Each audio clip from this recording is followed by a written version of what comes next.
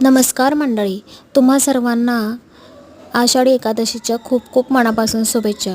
तर उपवासाला खूप वेगवेगळे पदार्थ बनवले जातात. तर इथे मी साबुदाण्याची खिचडी बनवलेली आहे. तर इथं बघू शकता एका कढईत मी तेल टाकून जिरं, हिरवी मिरची, कढीपत्ता आणि बटाटे तेलात परतून घेतले आहेत. आणि त्यानंतर तुम्ही बघू शकता 2 ते 3 मिनटं मिक्स करून झाले की त्यात रात्रभर भिजवून ठेवलेला साबुदाणा टाकून घेतलेला आहे. आणि त्यानंतर मग इथे मी शेंगदाण्याचा कूट टाकून घेतलेला आहे आणि चवीपुरतं मीठ टाकून घेतलेलं आहे. आणि चांगल्या प्रकारे ही खिचडी मस्तपैकी परतून घ्यायची आहे. 5 मिनटं झाकण ठेवून याला वाफ देऊन ही खिचडी होऊ द्यायची आहे.